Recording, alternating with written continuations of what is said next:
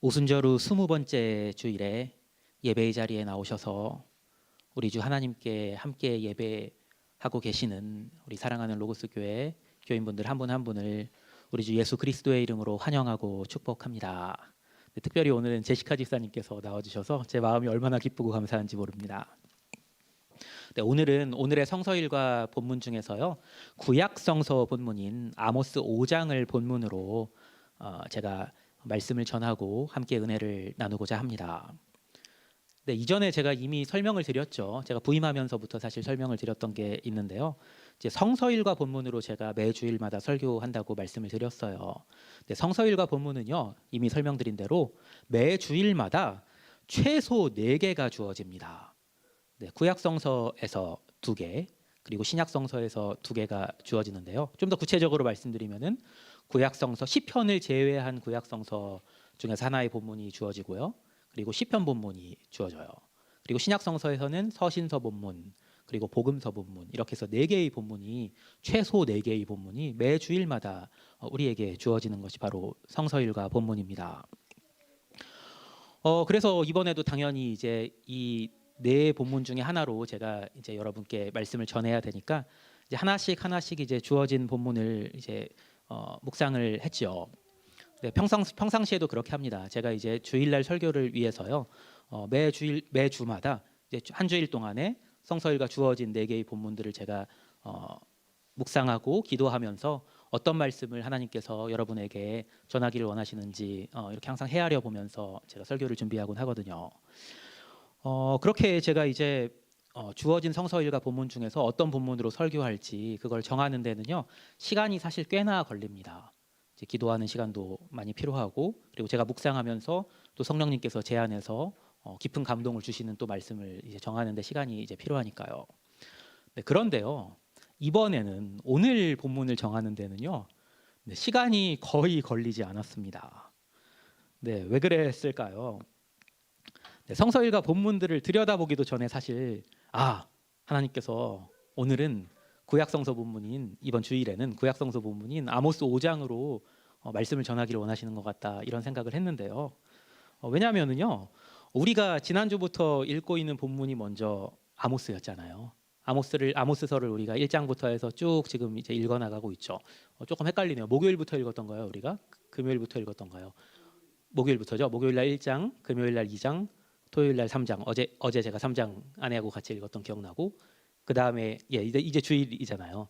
근데요, 아모스서가 이제 구약성경 그 성서일과 구약성서 본문하고 우리 매일 성경 읽기 본문하고 겹치는 것만 해도 사실 이제 보통 이제 우연이라고 말할 수가 없잖아요. 근데 오늘 주일 매일 성경 읽기 본문 혹시 읽고 오신 분 계세요? 원래는 아모스서 4장을 읽을 차례잖아요. 1장, 2장, 3장 읽었으니까요. 근데 4장을 건너뛰고 오늘 본문이 5장이더라고요. 근데 오늘 그 성서일과 구약성서 본문이 아모스 몇 장이라고 했죠? 네, 5장. 이거는 절대 우연일 수가 없다. 그래가지고 하나님께서 오늘은 여러분에게 아모스서 5장을 본문으로 설교하기를 원하신다는 그런 생각을 가지고 제가 아모스서 5장을 본문으로 설교를 준비했습니다. 아마도 아모스서는 여러분한테 그렇게 친숙하거나 이렇게 익숙한 책은 아닐 겁니다. 그래서 아모스서 하면은 나는 아모스서 아주 익숙하고 아모스서가 어떤 책인지, 무엇을 말씀하고 있는지 나는 자신 있게 말할 수 있다 하시는 분 계시면 한번 손 한번 들어보시겠어요? 네, 아모스서는 사실 우리가 그렇게 많이 읽거나 많이 이렇게 교회에서 듣는 그 책은 아니죠. 그래서 아모스서를 본문으로 설교하기에 앞서서 아모스서가 어떤 책인지에 대해서 이제 좀 간략하게 제가 배경 설명을 먼저 드릴 필요가 있을 것 같습니다. 제대로 설명을 드리기 위해서는요, 먼저 구약 성경이 어떻게 분류되는지를 여러분께 설명드릴 필요가 있을 것 같아요. 유대인들의 분류법인데요, 유대인들이 구약 성경을 혹시 뭐라고 부르는 줄 아세요? 히브리어로. 우리는 구약 성경 하지만 그건 한국말이잖아요. 그 다음에 우리는 또 영어로는 이제 올드 테스트먼트 하지만 유대인들은 사실은 이제 구약 신약 그런 개념이 없잖아요. 그러니까 구약 성경이 사실 그들한테는 경전이거든요. 유대교의 경전이거든요. 근데 구약 성경, 우리의 구약 성경을 유대인들은요, 뭐라고 부르냐면요, 히브리어로 타나크라고 불러요. 타나크. 근데 세 글자잖아요. 근데 세 글자에는 의미가 있어요. 타나 그러니까 티읕, 니은, 키읔이잖아요. 물론 이제 우리말로 티읕, 니은, 키읔이고 히브리어로는 이제 다른 단어들이죠. 근데 타의 첫 번째 타는요, 트잖아요, 트. 토라예요, 토라. 그다음 나의 느잖아요, 느. 느비임이에요. 그 타낙할 때 나는 느비임을 가리키고요. 크잖아요. 크는 케투빔이에요. 히브리어 토라, 느비임 그리고 케투빔을 우리말로 번역하면 어떻게 번역이 되냐면요. 토라는 많이 들어보셨을 거예요. 율법서라는 뜻이에요. 그리고 느비임은 예언서라는 뜻입니다. 마지막으로 케투빔은요, 이제 성문서라고 이제 우리가 말하는데요. 케투빔은 사실 쉬워요. 토라하고 느비임, 다시 말해서 율법서와 예언서를 빼면은요, 네, 전부 다 성문서입니다. 그러니까 그 세 개 중에서 율법서, 그리고 예언서, 성문서인데 율법서, 예언서만 우리가 구분할 수 있으면은 나머지 성문서는 이게 나머지니까 이제 우리가 쉽게 뭐가 성문서인지 알 수 있죠. 네, 그렇게 유대인들은 구약 성경을 세 개로 분류를 해요. 율법서, 예언서, 성문서. 제가 이렇게 반복해서 말씀드리는 이유는 제가 주보에다가 이제 매 주마다 매 주일마다 이제 질문을 5개씩 드리잖아요. 그 주보 보시면요. 그 질문 중에 하나가 이제 구약 성경은 어떻게 세 개로 어떻게 분류됩니까라는 질문을 드려가지고 답 쓰시기 좋으시라고 제가 반복적으로 말씀드리는 겁니다. 네, 그렇게 구약 성경은 율법서, 예언서, 성문서 이렇게 셋으로 분류돼요. 그리고 율법서는요, 모세오경이라고 우리가 흔히 알고 있는 구약 성경의 첫 5개의 책을 가리켜서 우리가 율법서로 분류를 해요. 창세기, 출애굽기, 레위기, 민수기, 신명기. 네, 이렇게가 이제 율법서예요. 그 다음에 신명기 다음에 뭐죠? 창세기, 출애굽기, 레위기, 민수기, 신명기, 그다음 여호수아잖아요. 이제 여호수아로 이제 시작하는 게 바로 예언서예요. 근데 예언서는요, 전기 예언서하고 후기 예언서로 또 나뉘어요. 이제 굳이 또 분류를 하자면요. 그래서 유대인들은 이제 우리들은 이제 우리 이제 구약 성경은 조금 다르게 편집이 돼 있긴 하지만 유대인들은요, 전기 예언서를 4권으로 그리고 후기 예언서를 또 4권으로 분류를 해요. 전기 예언서 4권은요, 제가 말씀드린 여호수아에서 시작해서요, 여호수아, 사사기, 룻기는 이제 예언서는 아니잖아요. 우리가 얼핏 봐도요. 그래서 룻기는 이제 제가 아까 말씀드린 세 번째 분류인 이제 성문서로 빠지고요. 그 여호수아, 사사기, 그다음에 사무엘 상하. 사무엘 상하를 유대인들은 이제 구분하지 않아요. 그래서 사무엘서. 그리고 이어지는 게 이제 열왕기 상하잖아요. 근데 열왕기 상하도 유대교에서는 굳이 구분하지 않아요. 그러니까 열왕기서 해가지고 이렇게 4개가 전기 예언서가 돼요. 제가 아까 예언서는 전기 예언서 4권하고 후기 예언서 4권으로 나뉘어진다고 했죠. 그럼 후기 예언서는 뭐가 후기 예언서일까요?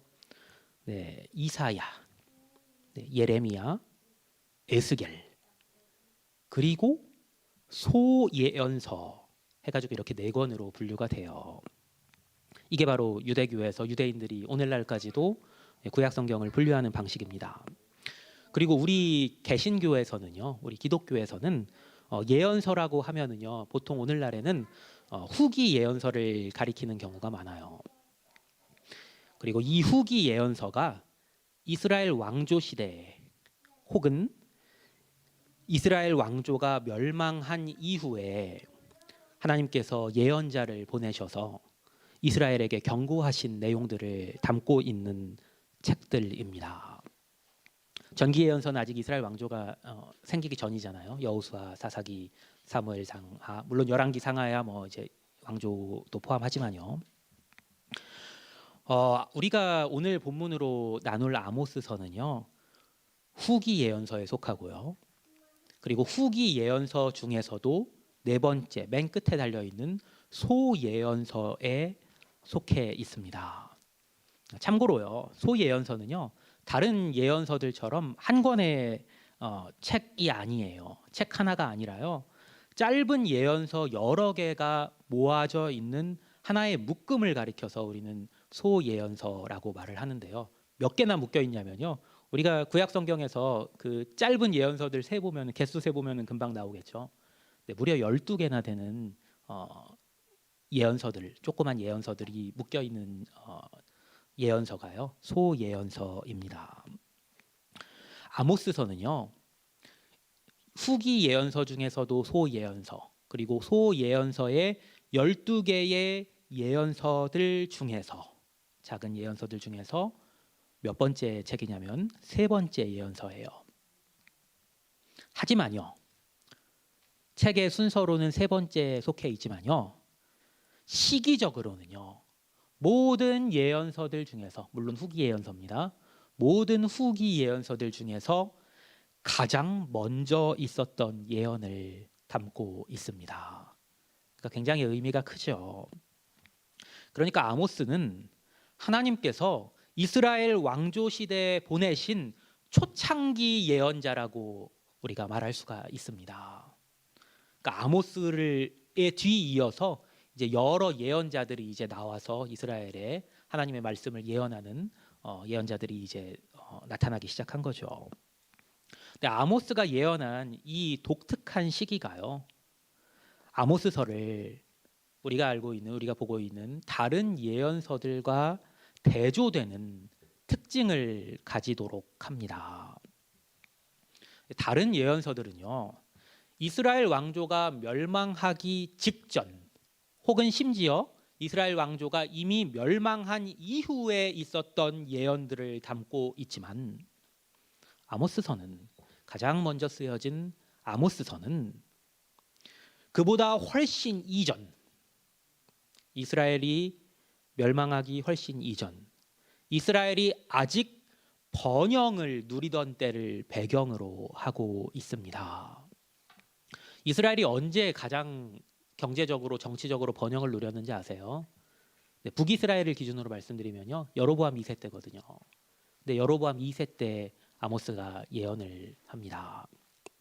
즉, 하나님께서는 아직 번영을 누리고 있던 이스라엘에게 아모스를 통해서 경고의 메시지를 전하셨습니다.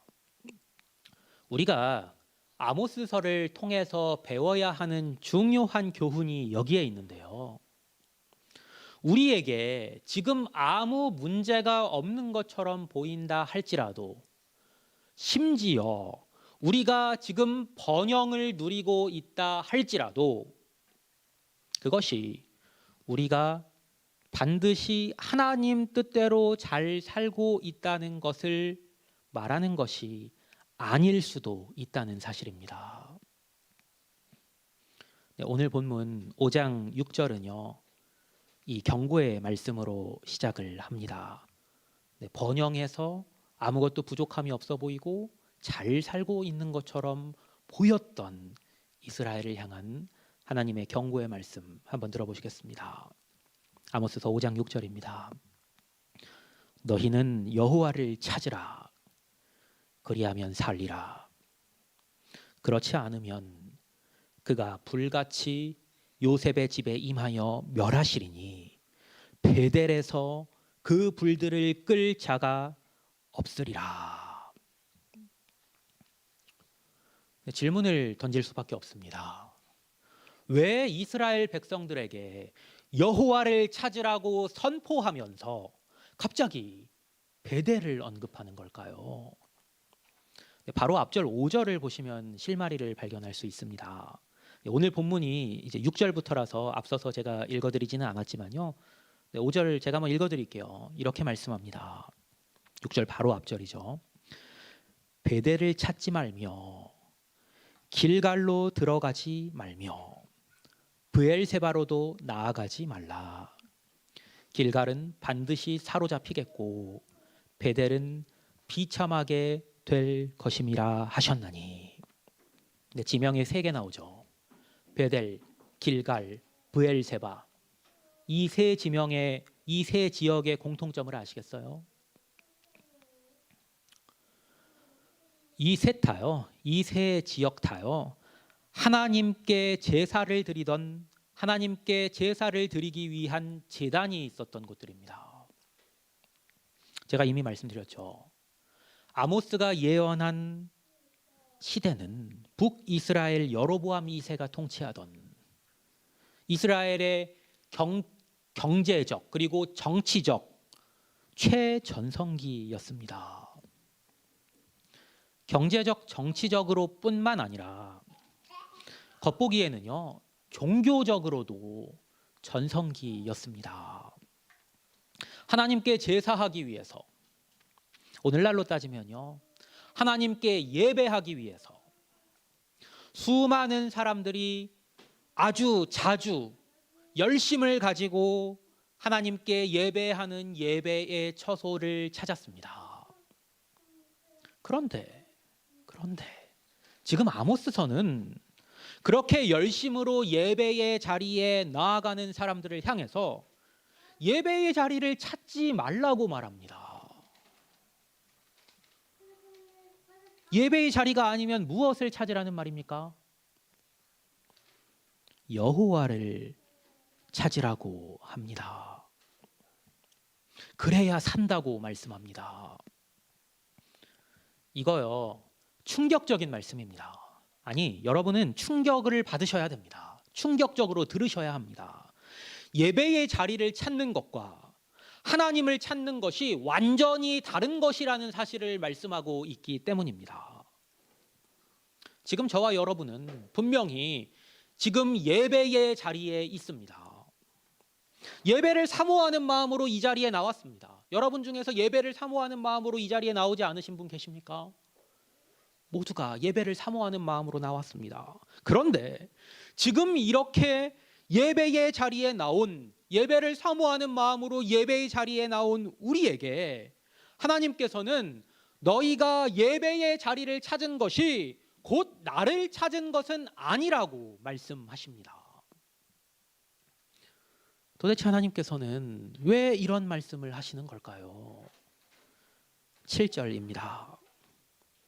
정의를 쓴쑥으로 바꾸며 공의를 땅에 던지는 자들아. 아모스 당시 이스라엘은요 번영을 누렸습니다. 종교적 열심도 있었습니다. 어느 때보다 종교적인 열심들이 많았던 때일 겁니다. 그런 이스라엘 백성들은, 그리고 지도자들은 자신들이 하나님 앞에서 잘 살아서 지금 복을 받고 있다고 생각했습니다. 그러나 하나님께서는 그들의 이중적인 모습을 바라보시면서 탄식하고 계셨습니다. 아무리 열성적으로 예배해도 정의롭게 그리고 공의롭게 살지 않으면 하나님께서는 그 사람을 당신을 찾는 자로 여기지 않으신다는 것. 이것이 아모스서를 통해 하나님께서 우리에게 주시는 핵심 메시지입니다. 무리가 성문에서 책망하는 자를 미워하며 정직히 말하는 자를 싫어하는도다. 10절입니다. 책망을 듣지 못하게 되는 것은 참으로 무섭습니다. 왜냐하면 하나님께서는 당신의 사랑하는 자녀들이 당신의 뜻대로 살게 하시기 위해서 책망하시는 하나님이시기 때문입니다.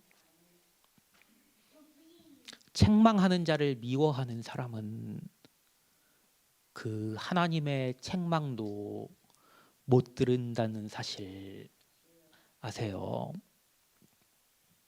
많은 목회자들이 서로 모였을 때 가장 안타까운 경험 중 하나로 공통적으로 꼽는 게요, 책망을 듣지 않는 교인들의 모습을 바라보는 것입니다.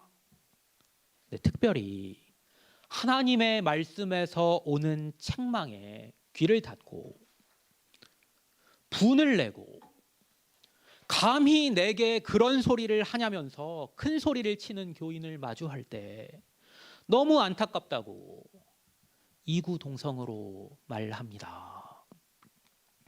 우리 로고스 교회 교인 여러분은 책망을 즐거이 들을 수 있는 은혜가 모두에게 있으시기를 축원합니다. 하나님의 말씀이 여러분의 혼과 영과 관절과 골수를 찌르면 엎드려 회개하고 감사함으로 겸손히 받으십시오. 그래야 하나님의 뜻대로 살 수 있습니다. 너희가 힘없는 자를 밟고 그에게서 미래 부당한 세를 거두었은즉 너희가 비록 다듬은 돌로 집을 건축하였으나 거기 거주하지 못할 것이요 아름다운 포도원을 가꾸었으나 그 포도주를 마시지 못하리라. 힘없는 자를 밟으면 반드시 하나님께서 심판하십니다. 당시 이스라엘이 번영을 누렸지만 그 당시에 빈부의 격차는 오히려 심화되어서 가난하고 힘없는 사람들이 도처에 있었습니다. 우리가 살고 있는 이 미국 땅도 그렇죠. 가장 부유한 나라입니다. 그러나 모두가 부자인가요? 모두가 부유한가요? 가난하고 힘없는 사람들이 도처에 있습니다. 그 당시 이스라엘이 그랬습니다.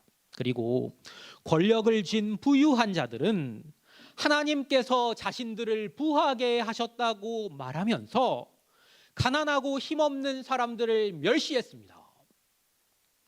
그것이 당시 이스라엘 지도자들의 모습, 그리고 백성들 중에서 부유한 자들, 권력을 손에 쥔 자들의 모습이었습니다.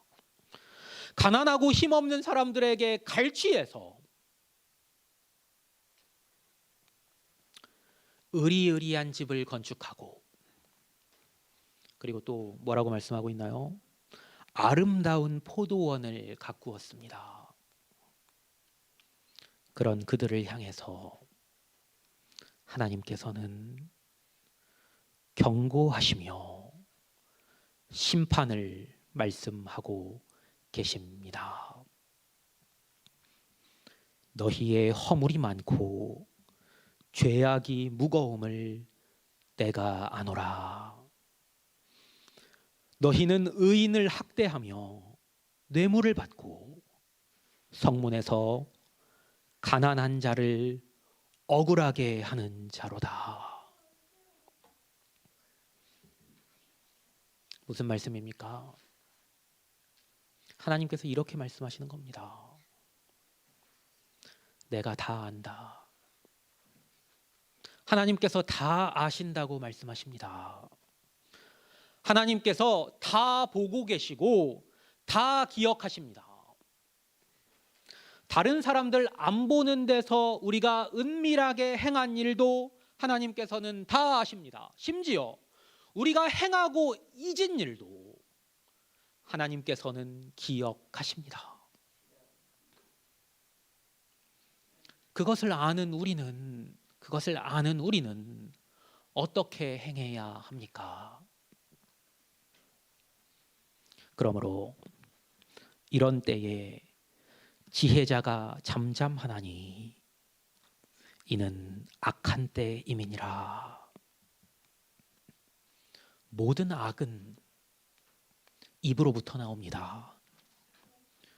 그러므로 시대가 악할 때일수록 우리는 입으로 범죄하지 않도록 조심해야 합니다. 야고보서 1장 26절 말씀 기억하시죠? 혹시 암송하고 계신가요? 누구든지 스스로 경건하다 생각하며 자기 혀를 재갈 물리지 아니하고 자기 마음을 속이면 뭐라고 말씀하시죠? 이 사람의 경건은 헛것이라. 혀만 함부로 안 놀려도 하나님의 사람으로 우리가 살아가게 된다는 사실 아세요? 이 악한 때에 말 함부로 안 하셔서 지혜자로서 하나님의 지혜자로서, 하나님의 사람 지혜자로서 살아가시길 간절히 축원합니다. 너희는 살려면 선을 구하고 악을 구하지 말지어다. 만군의 하나님 여호와께서 너희의 말과 같이 너희와 함께 하시리라. 말씀드린 대로 우리는 말을 가급적 안 하고 조심해서 해야 하지만 우리가 마음껏 해도 되는 말이 있습니다. 방금 14절 본문이 말씀했는데요. 만군의 하나님 여호와께서 우리와 함께 하시리라는 말입니다. 한번 같이 큰 소리로 해보실까요? 저를 따라서 한번 해보시겠습니다. 만군의 하나님 여호와께서 우리와 함께 하시리라.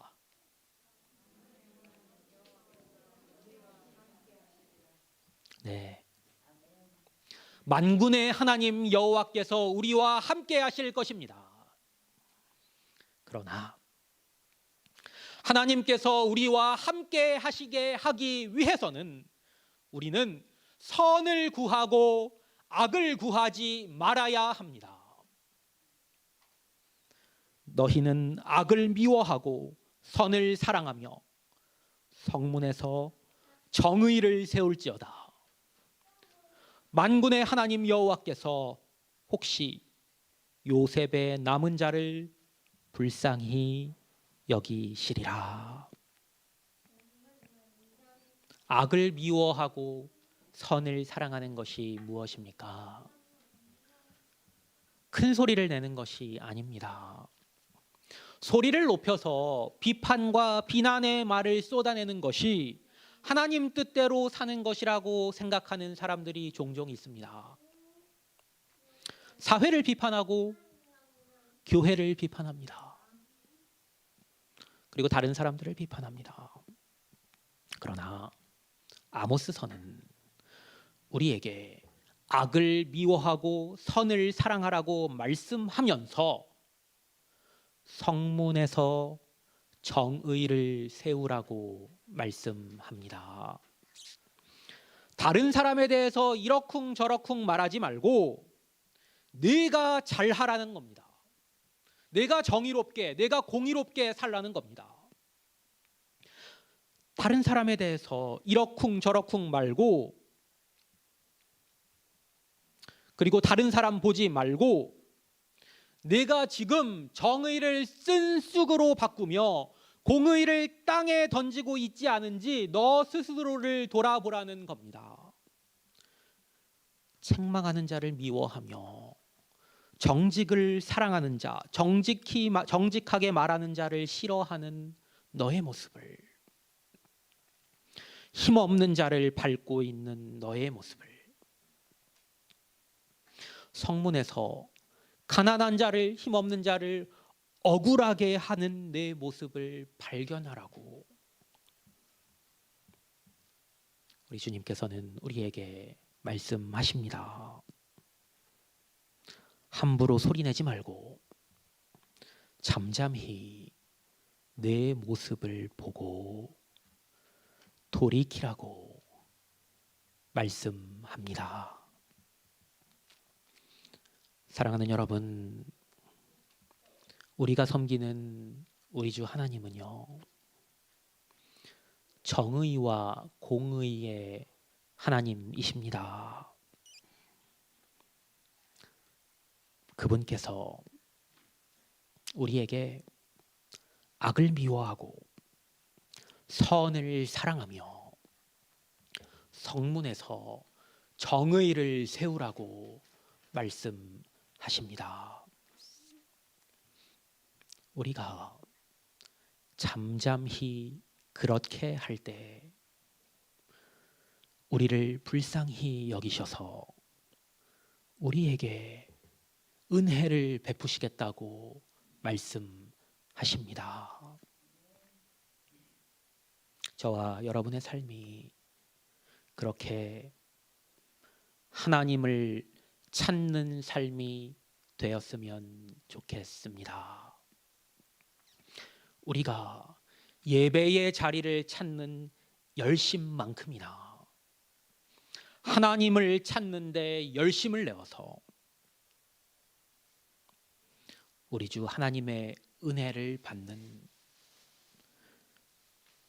우리가 되었으면 좋겠습니다. 너희는 나를 찾으라.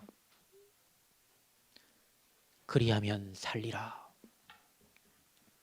이 하나님의 말씀을, 그리고 이 하나님의 간절한 부름에 응답하시는 여러분 모두 되시기를 우리 구주 예수 그리스도의 이름으로 간절히 축원합니다.